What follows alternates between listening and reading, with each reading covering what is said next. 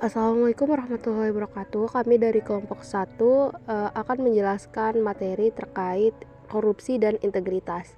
Adapun anggota kelompok kami yaitu Nurul Khairani, Oktaviana Lesi, dan Rahmi Novianti. Korupsi dan perilaku koruptif. Korupsi. Kata korupsi berasal dari bahasa Latin yaitu corruption atau corruptus, yakni berubah dari kondisi yang adil, benar dan jujur menjadi kondisi yang sebaliknya.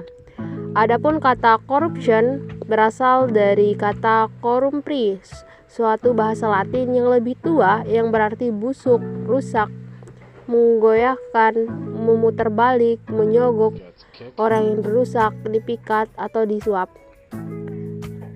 Dari bahasa Latin tersebut kemudian dikenal istilah corruption, korup dari Inggris, corruption Perancis, dan korupsi dari Belanda. Dengan demikian, arti kata korupsi secara harfiah adalah kebusukan, keburukan, kebejatan, ketidakjujuran, dapat disuap, tidak bermoral, penyimpangan dari kesucian. Lalu, adapun istilah korupsi yang telah diterima dalam pembendaharaan kata bahasa Indonesia adalah kejahatan, kebusukan, dapat disuap, tidak bermoral, kebejatan, dan ketidakjujuran. Lalu ada definisi yang dirumuskan oleh World Bank menjadi sebuah standar internasional untuk merumuskan apa arti dari korupsi tersebut. Dari beberapa pengertian di atas, pada dasarnya menjelaskan korupsi itu memiliki 5 komponen. Yang pertama, korupsi adalah suatu perilaku. Yang kedua, perilaku tersebut terkait dengan penyalahgunaan wewenang atau kekuasaan. Yang ketiga, dilakukan untuk mendapatkan keuntungan pribadi atau kelompok. Dan keempat, melanggar hukum atau penyimpangan dari norma atau moral. Dan yang kelima, terjadi atau dilakukan dalam public office setting atau lembaga-lembaga pemerintah maupun private office setting atau korporasi swasta. Selanjutnya mengutip pendapat Amir Rais yang mengklasifikasikan korupsi sebagai berikut. Ada yang pertama, korupsi ekstoratif, berupa sogokan atau suap yang dilakukan pengusaha kepada penguasa.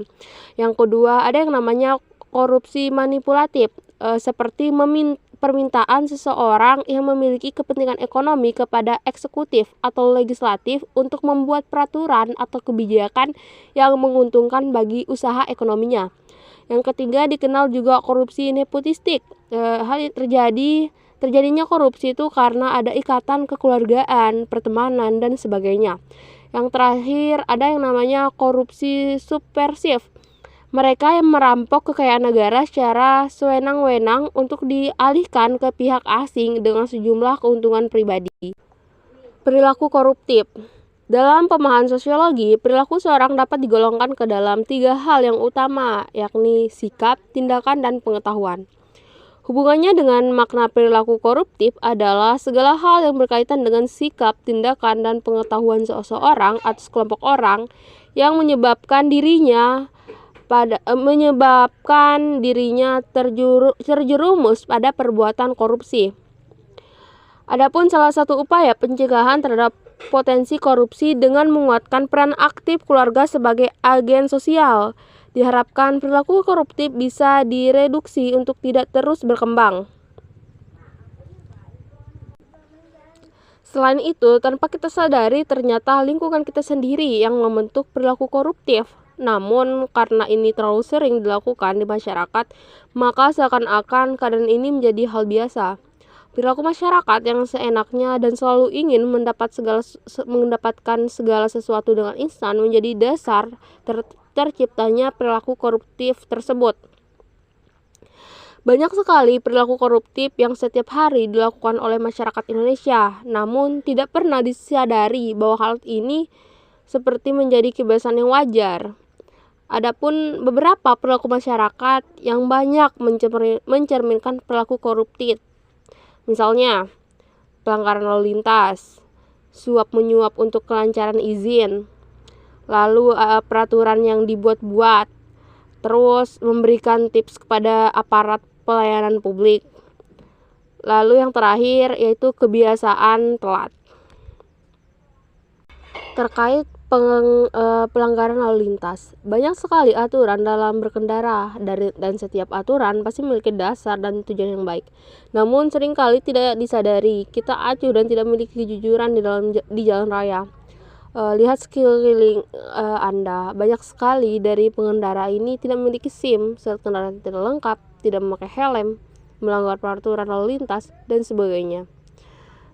Jika kalian pernah bertanya pada mereka alasan melakukan tersebut, pasti mereka akan menjawab, udah nggak apa-apa, orang nggak ada polisi kok.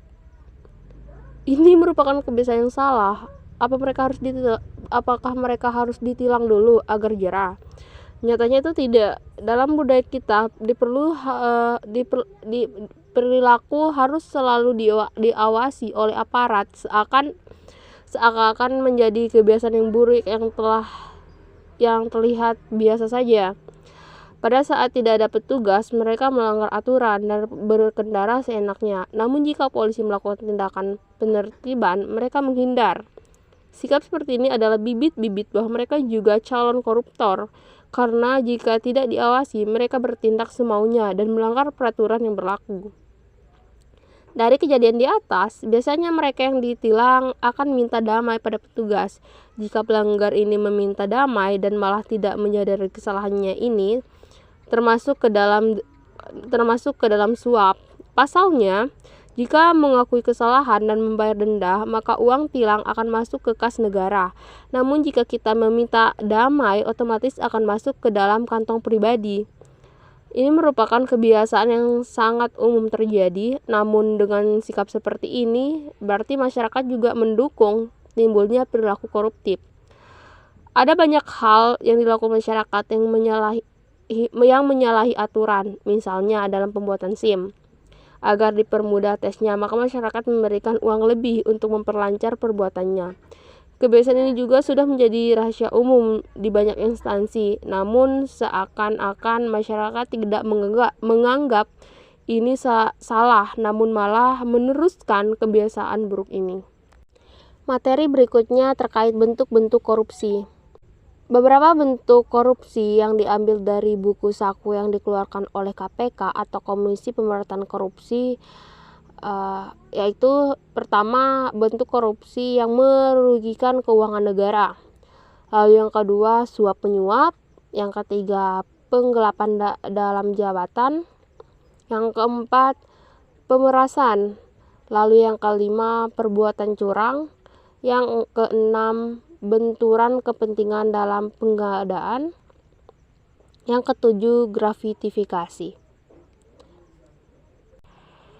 Perbuatan korupsi dari bentuk korupsi benturan kepentingan dalam pengadaan, yaitu pegawai negeri atau penyelenggara negara baik langsung maupun langsung dengan sengaja turun serta dalam pemborongan, pengadaan atau persewaan yang pada saat dilakukan perbuatan untuk seluruh atau sebagian ditugaskan untuk mengurus atau mengawasinya. B. Integritas. Kata integritas berasal dari bahasa Latin yakni integer, yang berarti keutuhan, kesehatan, tak tersentuh, utuh, dan seluruh.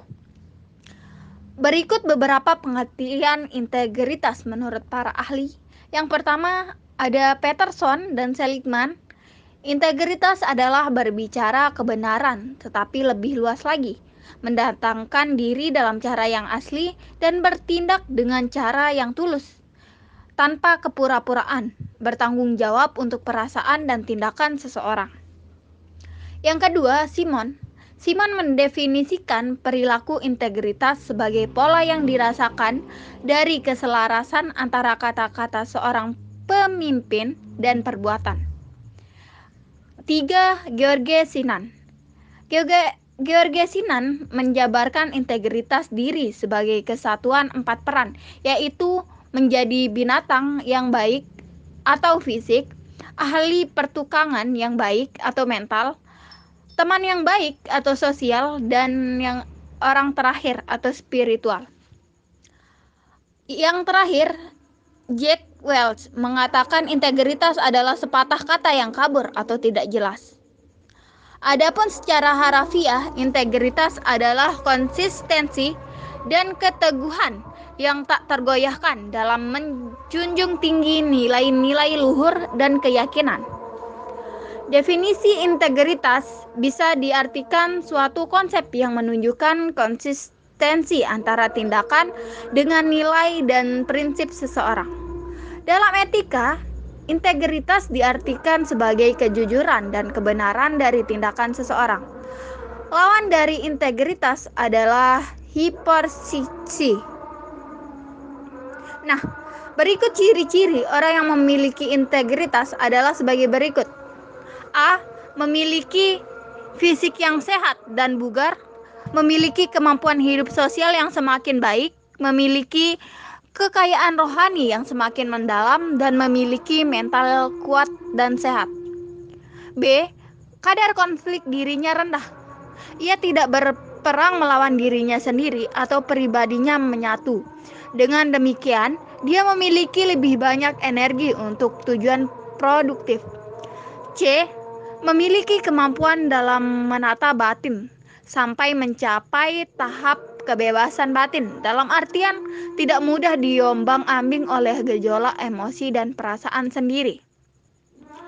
D. Semakin memiliki cinta yang personal atau pendekatan hidup pada Tuhan sehingga mampu menanggung resiko dan konsekuensi dari pilihan hidup religiusnya. E. Seorang yang tidak mudah bingung tentang mana yang benar dan yang salah, baik atau buruk, demikian pula persepsinya tentang tingkah laku yang benar, tidak mengalami banyak keraguan. F. Memiliki kemampuan memiliki hidup secara jernih, melihat hidup apa adanya, dan bukan menurut keinginannya. Seseorang tidak lagi bersikap emosional, melainkan bersifat objektif terhadap hasil pengamatannya. G. Orang ini juga dapat membuktikan tugas, kewajiban atau panggilan tertentu yang ia pandang penting. Karena berminat pada pekerjaannya itu, ia bekerja keras. Baginya, bekerja memberikan kegembiraan dan kenikmatan. Rasa bertanggung jawab atas tugas penting merupakan syarat utama bagi pertumbuhan aktualisasi diri serta kebahagiaan. Di sini seseorang dikatakan mempunyai integritas apabila sesuai dengan nilai, ya, keyakinan dan prinsip yang dipegangnya. Pimpinan yang berintegritas dipercayai karena apa yang menjadi ucapannya menjadi tindakannya. Integritas adalah sikap batin yang kokoh, memegang prinsip di tengah situasi sesulit apapun. Dan integritas juga merupakan keyakinan yang tak tergoyahkan. Untuk mewujudkan itu semua, dibutuhkan seseorang aparatur yang siap menjadi pemimpin perubahan, dan faktor penting yang harus dimiliki aparatur negara yaitu kemampuan menunjukkan integritas, etika, jiwa, dan semangat nasionalisme dalam mengelola program kegiatan intensi. C. Sejarah perkembangan korupsi di Indonesia. Komitmen pemberantasan korupsi merupakan tongkat pentingnya dalam pemerintahan sebuah negara. Di Indonesia, hampir setiap pemilihan kepala negara tak luput dari kesungguhan meneropong apa komitmen yang diberikan oleh calon kepala negara untuk memberantas korupsi. Tak pelak, ini terjadi karena korupsi terus terjadi mengerus hak rakyat atas kekayaan negara. Kekayaan negara yang berlimpah nyaris tak tersisa untuk kesejahteraan masyarakat. Semuanya tergerus oleh perilaku licik birokrat berongkal-lingkong dengan para koruptor. Komitmen pemberantasan korupsi ini juga menjadi daya tarik pemilih untuk menjadi calon kepala negara yang memiliki komitmen nyata dan memberikan secercah harapan bahwa setiap orang yang berbuat curang pada negara layak diusut sampai penghabisan. Komitmen kepemerintahan Presiden Susilo Bambang Yudhoyono tentu masih terngiang dalam pendengaran kita bahwa mungkin lengkap dengan cengcok gaya bahasa dalam pidatonya yang disampaikan bahwa dirinya akan berada di garda terdepan dalam pemberantasan negeri ini. Rupanya komitmen yang disampaikan oleh SBY ini bukan barang baru pendahulunya. Soeharto pernah menyatakan komitmen yang sama. Saat itu tahun 1970 bersamaan dengan peringatan Hari Kemerdekaan RI, Soeharto berpresiden saat itu mencoba meyakinkan rakyat bahwa komitmen memberantas korupsi dalam pemerintahannya sangat besar. Dan ia juga menegaskan bahwa dia sendiri yang akan memimpin pemberantasan korupsi. Yang seharusnya tidak ada keraguan, saya sendiri yang akan memimpin. Tak semudah diucapkan, komitmen pemberantasan korupsi memang berat untuk dilakukan. Berbagai upaya pemberantasan korupsi diancangkan di setiap periode pemerintahan negara ini. Beberapa referensi mengatakan bahwa pemberantasan korupsi secara yuridis baru dimulai pada tahun 1957 dengan keluarnya Peraturan Penguasaan Militer Nomor PRT garing PM garing 06 garing 1957. Peraturan yang dikenal dengan Peraturan tentang Pemberantasan Korupsi ini dibuat oleh penguasa militer waktu itu, yaitu penguasa militer Angkatan Darat dan Angkatan Laut. Di masa awal Orde Baru, pemerintah menerbitkan Kepres Nomor 28 Tahun 1967 tentang pembentukan Tim Pemberantasan Korupsi. Dalam pelaksanaannya, tim tidak bisa melakukan pemberantasan korupsi secara maksimal, bahkan bisa dikatakan hampir tidak berfungsi. Peraturan ini malahan memicu berbagai bentuk protes dan demonstrasi mulai tahun 1969 dan puncaknya di tahun 1970 yang kemudian ditandai dengan dibentuknya Komisi 4 yang bertugas menganalisa permasalahan dalam birokrasi dan mengeluarkan rekomendasi untuk mengatasinya. Masih di tahun yang sama, mantan Wakil Presiden pertama RI Bung Hatta memunculkan wacana bahwa korupsi telah membudaya di Indonesia. Padahal, lanjut Hatta, korupsi telah menjadi perilaku dari sebuah rezim baru yang dipimpin oleh Soeharto. Pada usia rezim ini masih begitu muda. Hatta seperti merasakan cita-cita pendiri Republik ini telah dihianati dalam masa yang masih sangat muda. Ahli sejarah J.J. Rizal mengungkapkan, Hatta saat itu merasa cita-cita negara telah dihianati dan lebih parah lagi karena korupsi itu justru seperti diberi fasilitas, padahal menurut dia tak ada kompromi apapun dengan korupsi. Pada masa Orde Baru bisa dibilang paling banyak mengeluarkan peraturan karena masa Orde Baru yang cukup panjang, namun sayangnya tidak banyak peraturan yang dibuat itu berlaku efektif dan membuat korupsi sedikit berkurang dari bumi Indonesia. Menyambut pidatonya di Hari Kemerdekaan RI 17 Agustus 1970, pemerintahan Soeharto mengeluarkan Undang-Undang Nomor 3 Tahun 1971 tentang pemberantasan tindak pidana korupsi. Aturan ini menerapkan pidana penjara maksimum seumur hidup serta denda maksimum 30 juta bagi semua delik yang dikategorikan korupsi. Melengkapi undang-undang tersebut, dokumen negara garis-garis besar haluan negara GBHN yang berisi salah satu adalah kemauan rakyat untuk memberantas korupsi. Namun pelaksanaan GBHN ini bocor karena pengelolaan negara diwarnai banyak kecurangan dan kebocoran anggaran negara di semua sektor tanpa ada kontrol sama sekali. Organ-organ negara seperti parlemen yang memiliki fungsi pengawasan dibuat lemah. Anggaran DPR ditentukan oleh pemerintah sehingga fungsi pengawasan tak ada lagi. Lembaga yudikatif pun dibuat serupa oleh rezim Orde Baru, sehingga tak ada kekuatan yang tersisa untuk bisa menjadi kasus-kasus korupsi secara independen. Kekuatan masyarakat sipil dimandulkan. Penguasa Orde Baru secara perlahan membatasi ruang gerak masyarakat dan melakukan intervensi demi mempertahankan kekuasaannya. Berikut ini ada beberapa peraturan yang terbit di masa Orde Baru berkaitan dengan pemberantasan korupsi. Yang pertama, GBHN tahun 1973 tentang pembinaan aparatur yang berwibawa dan bersih dalam pengelolaan negara. Yang kedua, GBHN tahun 1978 tentang kebijakan dan langkah-langkah dalam rangka penerbitan aparatur negara dari masalah korupsi, penyalahgunaan wewenang, kebocoran, dan pemborosan kekayaan dan keuangan negara. pungutan liar, serta berbagai bentuk penyelewengan lainnya yang menghambat pelaksanaan pembangunan. 3. Undang-Undang Nomor 3 Tahun 1971 tentang tindak pidana korupsi. Yang keempat, Kepres Nomor 52 Tahun 1971 tentang pelaporan pajak para pejabat dan PNS. Yang kelima, Inpres Nomor 9 Tahun 1977 tentang operasi penerbitan. Yang kedelapan, Undang-Undang Nomor 11 Tahun 1980 tentang tindak pidana suap. Berganti rezim, berganti pula harapan rakyat Indonesia untuk bisa menyenyahkan koruptor di Indonesia.